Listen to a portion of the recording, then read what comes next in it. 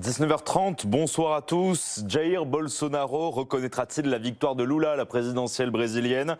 Pour l'heure, le président reste muet. Il doit prendre la parole dans les prochaines minutes. Ses partisans qui refusent sa défaite multiplient les barrages routiers. On en compte plus de 250 à travers le pays. La police a commencé à intervenir sur demande de la Cour suprême. Pas de lassitude cette fois-ci chez les électeurs israéliens pour les 5e élections législatives en moins de 4 ans. Le taux de participation est de 47,5% pour l'heure, un record depuis 1999. Les bureaux de vote ferment à 22 heures.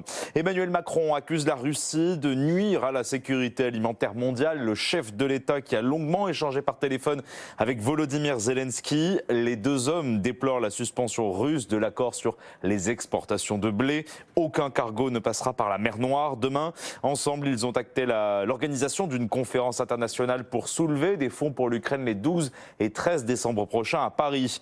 Appel à la grève à GRDF et Enedis, les réseaux de distribution de gaz et d'électricité, pour exiger des hausses de salaire de 4,6%. À EDF, un accord a récemment mis un terme aux arrêts de travail dans les centrales nucléaires, mais les négociations piétinent à GRDF, où la CGT appelle à débrayer demain et après-demain.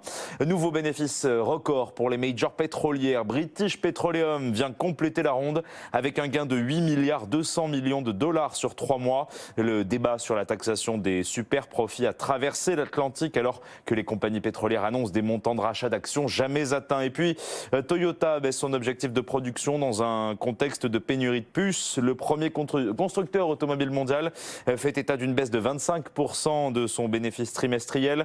Le groupe s'attend désormais à produire 9,2 millions de véhicules en 2022, soit une baisse par rapport aux 9,7 millions prévus précédemment. 19h32 sur BFM Business, la grande interview tout de suite avec Thomas Asportas. BFM Business. Good evening business.